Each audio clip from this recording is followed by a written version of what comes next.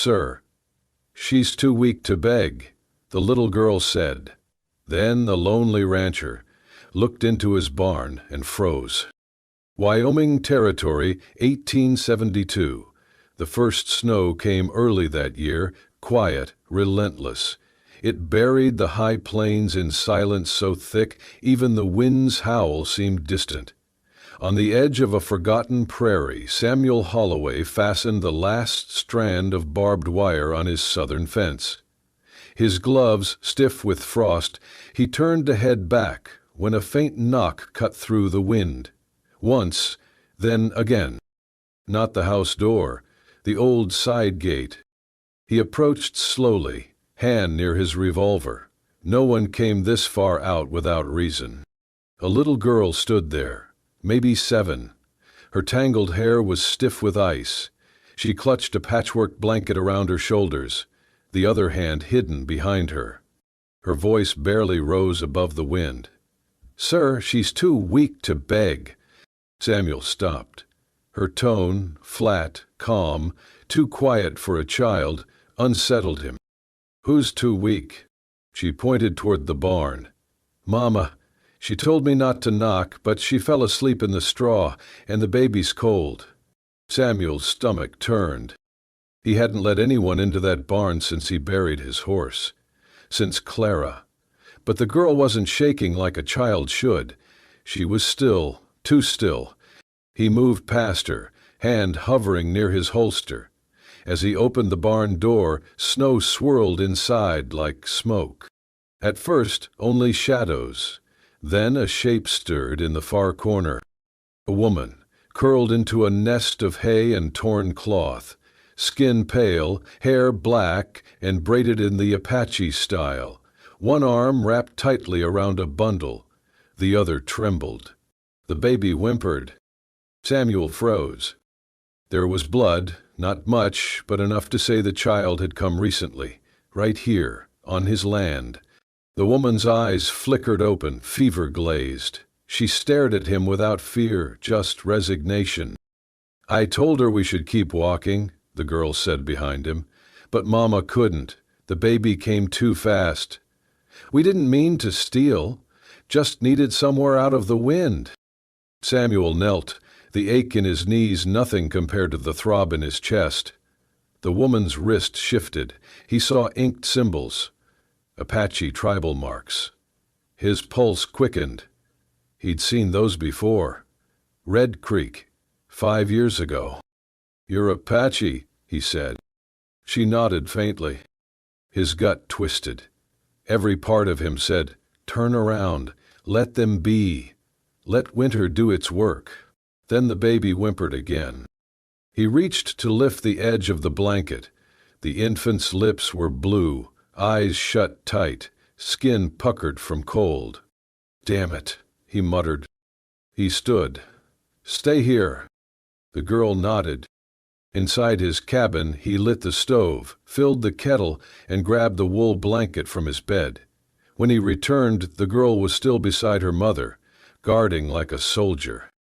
He handed her the blanket, wrapped the baby tighter. "Good.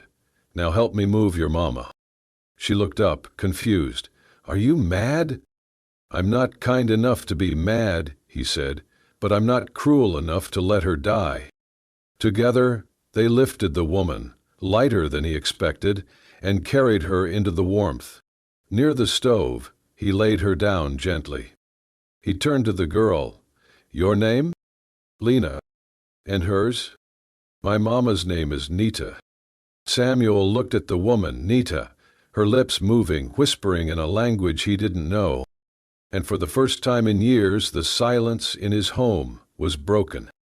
Not by grief, but by the soft, fragile cry of life. The wind howled louder as Samuel stood just outside the barn door, snow blowing sideways across the field like smoke from a battlefield. He could still hear the baby's faint cry inside, the hiccuping whimper of a newborn trying to live in a world too cold, too cruel. He closed the barn door gently, stepped back, and stared at it as if it were a tomb. "Apache." His fists clenched. even in the warmth of his gloves. Clara had not screamed when the arrow struck her. She had looked at him, confused, more than afraid, and then collapsed beside the corral. One minute they were laughing about burned beans. The next, she was gone. The blood soaked into the dirt like it had always been there. It had been 5 years. 5 winters without her. 5 winters waking to silence. No smell of coffee, no soft humming, just wind and wood and the ghosts that rattled the windows. And now they were back, Apache, in his barn, on his land. Samuel turned away and walked toward the house. Every step was an argument between instinct and decency. Let them be. Let the cold take what the arrows had not. That woman's tribe had taken Clara. What right did they have to crawl back now? He reached the porch. His hand touched the doorknob. The wind paused. A silence. And in that silence he remembered what else he had seen. Not the tattoo on the woman's wrist, but the girl's bare feet in the snow. The way she did not cry. The way she stood between her mother and the door. He closed his eyes. The girl was starving. Her ribs had shown through her dress. And the baby? The baby's cries had already begun to thin out like thread. Samuel opened the door but did not go in. Instead he turned, walked back down the steps, crossed the yard and pushed into the barn again. The girl was still standing beside her mother, her little hands pressed around the baby as if she could give it warmth by will alone. "I said to stay here," he muttered. She looked up, startled. "I did. We didn't move." He took a breath. "I meant, never mind." Samuel moved to the far side of the barn, to the storage room that had once been used by ranch hands in the cattle days. It was empty now except for some broken crates and a pile of old hay. He cleared a space quickly, grunting as he dragged a narrow cot frame from the wall. "Bring her here," he said. The girl hesitated. "Mama cannot walk." "Then help me carry her." They lifted Nita together. Samuel under her shoulders, the girl holding the baby and guiding her mother's legs. The woman moaned once, but did not wake. They laid her on the cot.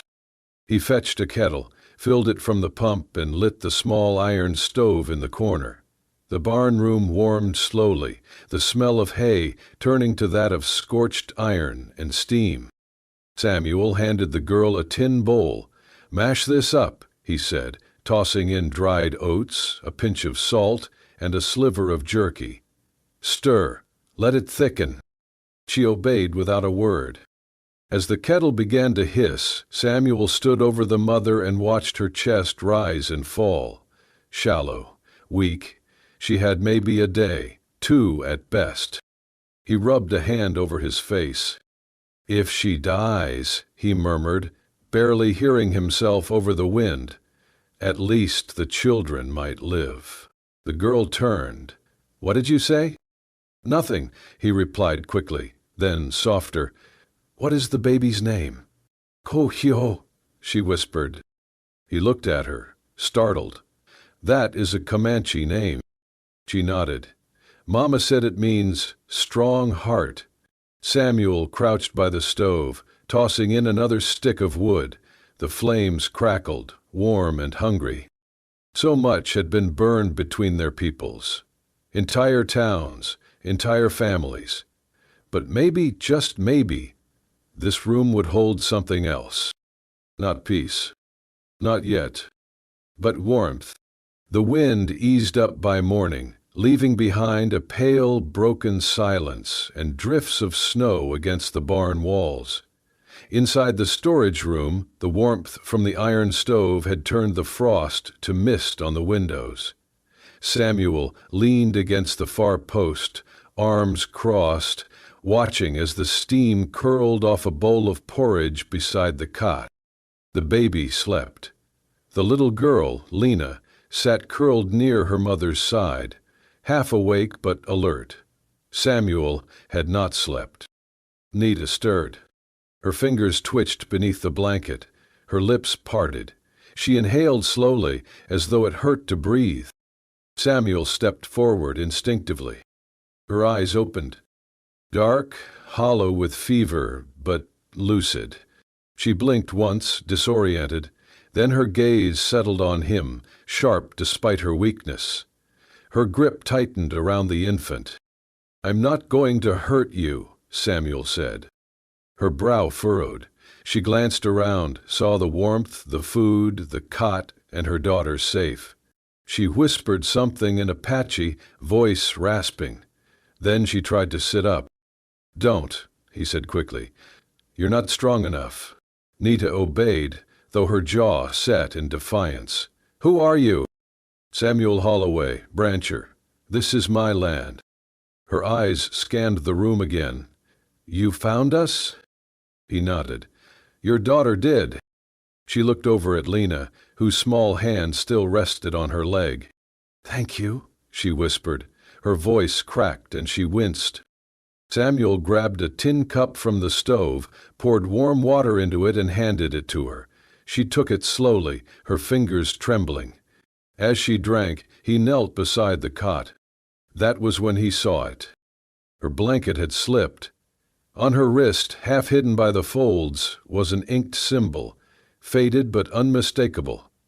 2 crossing arrows beneath a sun, the tribal mark of the Mescalero Apache. But not just any mark. It was the seal of Waya's bloodline. Samuel's breath caught in his throat. Waya, the war chief, the one who had led the raids through Red Creek, who held off an entire cavalry unit with just 30 men, the one they ambushed at Bitter Ridge, the one Samuel had seen fall. "You were his wife," he said, eyes fixed on the mark. Nita looked at him, said nothing, but the quiet in the room was confirmation enough. Samuel rose to his feet, backing away slowly. "You are Waya's widow." She did not deny it. Her eyes never left his. "You should not be here," he said coldly. "You should be far from this place." "I tried," she whispered, "but the child came too early. We were turned away from every trading post. We slept in dry riverbeds. My son was born in snow." Samuel's hands curled into fists. "I fought in the Bitter Ridge campaign," he said. Nita's eyes flickered. "I know." He froze. "You how?" She looked at him, her voice steadier now despite the weakness. "You were the one who let the women leave." Samuel stared at her, stunned. "I saw you," she said. "When the flames rose and the gunfire stopped. You stood at the edge of the camp, blood on your face. You looked at me and turned away. That spared my life." He said nothing. "I was with child then too," she added quietly. "But that child did not live. I buried her before dawn." The silence between them stretched long and thin. Nita reached for the baby beside her, gently adjusted the cloth covering his chest. "I do not hate you, Samuel Holloway," she said. "I buried hate when I buried Waya. Hate would have killed me long before the cold did." He looked at her, really looked. This was not the fierce, painted warrior woman he had pictured. This was someone broken and rebuilt, someone who had carried grief as long as he had. "What is your name?" he asked finally. "Nita." He nodded slowly. She reached out a thin hand and touched his wrist. "You saved me once. Now I have no place to go, no people left. But I remember your eyes from that day. You were tired of killing, too." Samuel swallowed hard. "I was," he admitted, "still am." Outside, the wind picked up again, sweeping against the barn like a restless spirit. But inside, by the fire, something else settled. Not peace, not yet, but understanding. Nita leaned back slowly, her head resting against the cot's frame. "You do not have to forgive what happened," she whispered. "But I do not ask for forgiveness. Only a place to rest, until I can walk again." He said nothing for a long while. Then, You can stay. For now. She closed her eyes. And for the first time, Samuel was not thinking of Clara. He was thinking of the woman before him, of Waya, of the life spared, and the one beginning again in his barn, with the cry of a child born in snow. The days slipped by in a rhythm of cold wind and cautious silence. Snow fell often now, piling against the barn and burying the fences in drifts. The world outside narrowed to a few chores and the creak of boots on frozen earth. Inside, life adjusted. Samuel found himself listening for things he never used to notice. The slow crackle of the stove, the soft rustle of Nita's blanket as she turned in the cot, the tender lilt of her voice when she sang in Apache. It was not a language he understood, but the sound carried weight. History. Lullabies soaked in old sorrow. The baby, Coho, was growing stronger. His cries had gone from whimpers to healthy wails. Lena would hush him with the confidence of a girl twice her age, wrapping him snug and whispering stories as if she had once been a mother herself. Samuel watched all of it quietly, never quite entering their circle, but always near its edge. One night, after splitting logs by moonlight, he returned to the barn with arms full of kindling. He paused at the door. Nita was humming, rocking the baby gently in her arms. Her long black hair was unbound, falling over one shoulder like a curtain of midnight. Her eyes were half closed, tired but calm. She did not see him. He stood for a moment, letting the music seep into the cracks of his soul. He stepped in, set the wood beside the stove. That song, what is it? A prayer, she said. To the wind. Does it work? She gave a faint smile. Sometimes.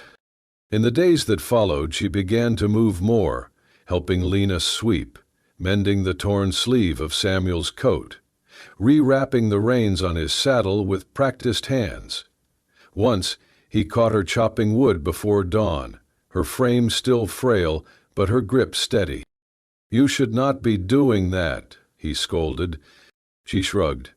I have chopped worse things. They said little, but something passed between them. A mutual rhythm. Shared silence. Respect earned not through words, but by the way they moved through the same cold, the same chores, the same flickering firelight. One evening, after supper, such as it was, boiled beans and cornmeal, Lena curled near the stove, Coho asleep in her lap. The barn was warm, a rare thing. Samuel leaned back in his chair, staring into the fire. Did you ever lose someone? Lena asked suddenly, her voice small but clear. The question hung in the air like smoke. He did not answer at first. Then, slowly, yes, my wife, Clara. Lena tilted her head. Was she pretty?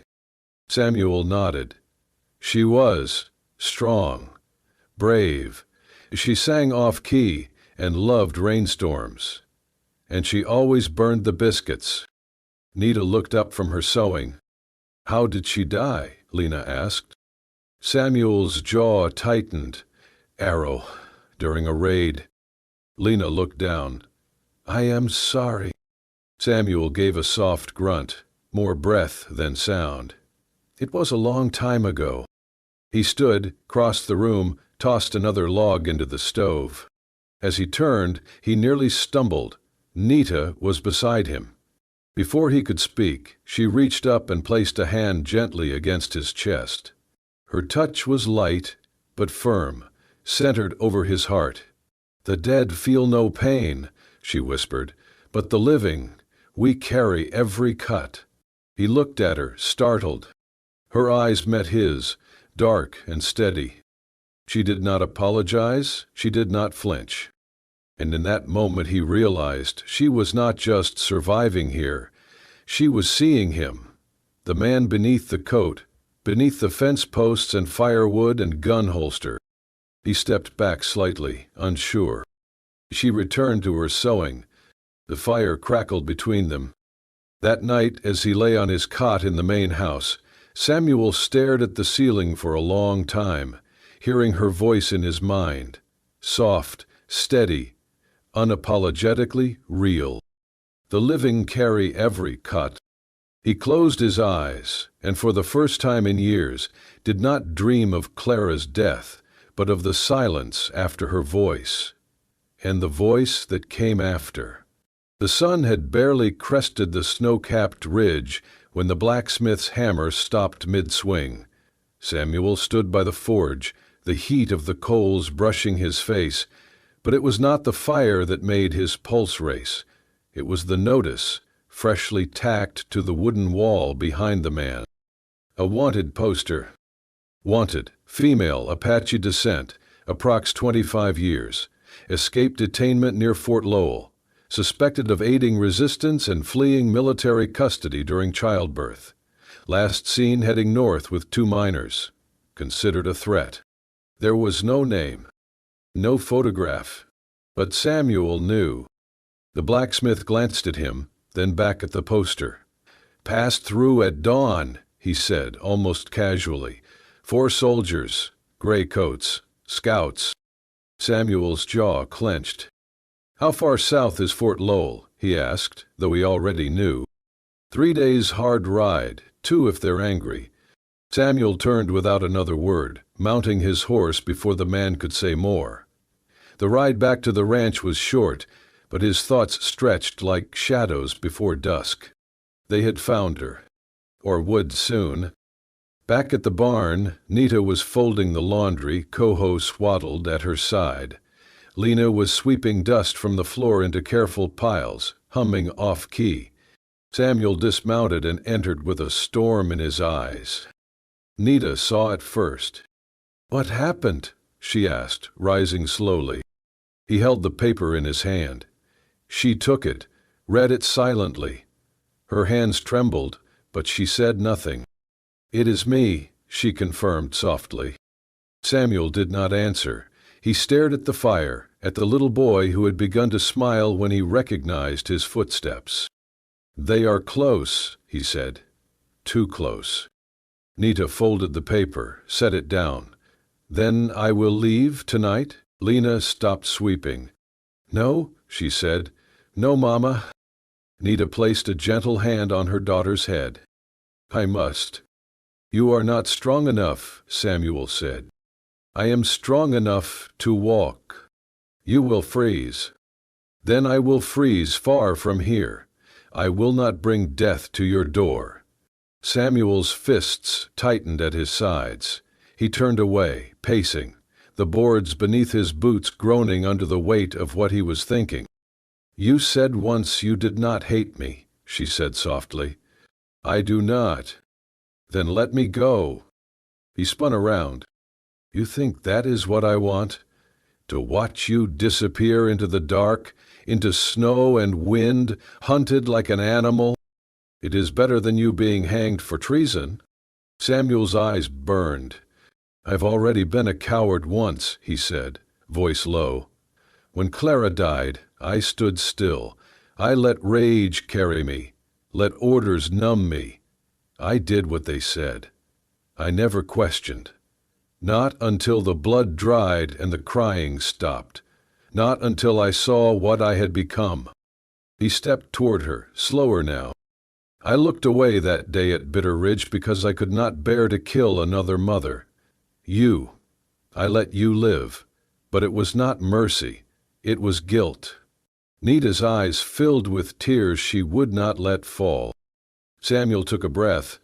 "I will not look away again." Outside, the wind howled like a warning. "You stay," he said. "You and the children. I will not run. Not this time." Nita reached for his hand, her fingers rough but warm. "You will die for me?" He shook his head. "I will live for you, and I will fight if I have to." She said nothing, but she did not argue. And that night, as they barred the barn door and stoked the stove hotter than ever before, Samuel Holloway sat with his rifle beside the cot, not because he wanted blood, but because he had found something worth protecting. And he would not let the world take it from him. Not again. The night air was bitter, sharp enough to slice breath in two. The moon hung low and red behind a veil of thin clouds, casting long shadows across the frozen hills. Samuel crouched behind a cluster of rocks, 100 yards from the army campfire. 4 tents. 2 horses, tied lazily to a post. A line of gear scattered near a pine tree. Rifles, canteens, a compass glinting under moonlight. No more than 6 men, he guessed. Maybe 7. Their voices drifted through the stillness, half drunk and bored. They thought their prey was asleep in the barn. They did not know she had already slipped away into the canyons. Or so Samuel hoped they believed. He checked the small flask of kerosene at his side. Just enough. He moved like a shadow, silent, steady, practiced in a way most men forgot after war. First, the horses. He crept to the post, whispered to the mare in front. She turned her head, but did not whinny. His hand was calm. He sliced the rope. Bid the second. He slapped both animals hard on the haunch. They bolted into the trees, kicking snow. Shouts erupted in the camp. Samuel ducked, ran low to the edge of the supply tent. He poured a thin line of kerosene along the edge, then backtracked and lit it. The fire caught fast. Men shouted louder now, rifles being cocked, boots hitting frozen dirt. He darted through the trees and doubled back toward the edge of the camp, circling wide to avoid the guards rushing toward the blaze. One man stayed behind, older, slow-moving, checking the gear.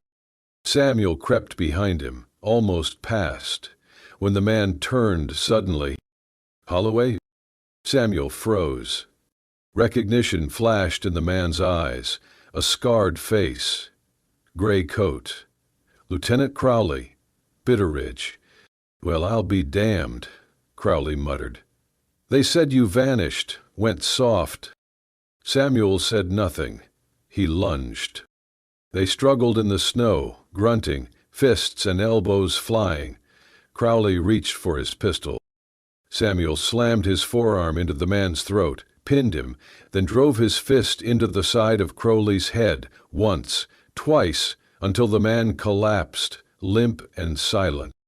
Samuel stood, breathing hard. He did not wait. He turned and ran for his horse. Within minutes, he was riding hard across the flat land, frost biting his cheeks. His chest ached, but not from exertion. He knew the fire would buy time, but not much. He reached the ranch just before dawn. The snow was untouched at the gate, but the barn door, ajar. Too quiet. He dismounted, gun drawn. Inside, the cot was overturned, the blankets scattered, the stove cold. Footprints. Boot prints, several pairs. Lena's doll lay in the corner, its head cracked. Now, he stepped outside. His eyes scanned the trail. Fresh tracks, heading north, toward the Garrison Road. They had taken them. Samuel fell to one knee, chest heaving. A rage, ancient and red, flared in his gut, but beneath it was something worse, colder. Failure. He had promised her. He stood slowly, fists clenched. No more waiting, no more ghosts, no more watching from the sidelines while the world ripped itself to pieces. He looked at the horizon, where the first edge of dawn bled into the snow. Then he turned, saddled his horse again, and rode. This time, not to distract. This time, to take them back. The wind screamed through the canyon like a hunted animal. Samuel leaned low over his horse's neck, snow stinging his eyes, breath tight in his chest. The trail of hoofprints ahead was still fresh, 5, maybe 6 riders, heavy tracks from a wagon in the center. They had taken Nita and the children by cart. He pushed the horse harder. By the time he reached the lower valley, dusk was bleeding into the snow. Far ahead, a column of smoke curled above the pine ridge. Campfire. He slowed, dismounted, and tied the reins near a rock outcrop. His limbs ached, his ribs throbbed from the fight with Crowley, but he moved like a man who felt nothing but purpose. He crept forward, rifle in hand. The soldiers were camped near the frozen stream. Nita sat bound near the wagon, her head low. Lena huddled beside her, clutching the baby beneath a wool cloak. 2 guards paced. One laughed at something. Another poked the fire. Samuel scanned the shadows. Then he moved. Silent as fallen ash, he flanked the camp and fired a warning shot into the trees. Chaos erupted. "Get up," one guard shouted. Samuel burst from behind the wagon, rifle raised. "Hands up!" One soldier reached for his gun. Samuel shot near his feet. "I said drop it." They hesitated. Then came a voice. "Samuel?" He froze. From behind the fire stepped a man in gray, younger than Crowley, but older than fear. Sergeant Ellis. They had trained together at Fort Logan. He had stood beside Samuel at Red Creek. He had watched Clara's coffin lower into the ground. "You?" Ellis said, stunned. "You're protecting her?" "Let them go," Samuel said. "No one else needs to die tonight." Ellis shook his head slowly. "You are out of your mind. She has done nothing wrong. She is an escaped prisoner. She is a mother." Ellis lifted his pistol. "I cannot let you do this." Samuel raised his rifle. For a moment, neither breathed. Then a shot rang out. Samuel's shoulder jerked back. Pain exploded through his chest. He stumbled, fell to one knee. Lena screamed. Nita tried to rise, but the ropes held her down. Samuel fired once, missed. Ellis ducked behind the wagon. Samuel crawled forward, blood soaking through his coat. Another shot. Snow burst beside his leg. Then Nita was there, pulling at her restraints, teeth clenched. Lena used her small hands to untie the last knot. Coho cried. "Samuel!" Nita shouted. He looked up, eyes clouded. "Go!" he gasped. "Take him! Run!" "No!" "Nita, go!" But she grabbed his arm, slung it over her shoulder. "I will not leave you! Get up!" "I cannot!" "You—" He staggered to his feet. Ellis shouted again, "Stop!" But Nita had already thrown him onto the horse, climbed behind, pulled Lena up with one arm, Coho cradled in the other. She kicked hard, and the horse bolted. Bullets chased them through the trees. Samuel clung to the reins, his breath ragged. They cleared the ridge. Head the river, wide, shallow, and frozen in places. And beyond it, Mexico. "Faster!" Nita cried. Behind them, hooves thundered. Ellis was still coming. They hit the riverbed. Ice cracked beneath them but held. The horse slipped once, regained footing. Then snow, open, flat land. No more shots. No more shouting. Just wind. They crossed. Mexico. Nita pulled back the reins, the horse slowing to a lurching stop. Samuel slid off, crumpling to the ground. She dropped beside him. "Stay awake," she begged. "Please." "I told you to leave me," he murmured. She pressed her forehead to his. "And I told you, I will not." Lena cried quietly. Coho whimpered. Samuel opened his eyes, saw the stars above them, endless, free. Then he smiled. They had made it. Together. 1 year later. The hills of Sonora swayed gold under the sun, rows of corn stretching toward the horizon in proud, swaying lines. The air was warm, fragrant with earth and wildflowers. a far cry from the snows of Wyoming. Here, the wind did not carry gunshots.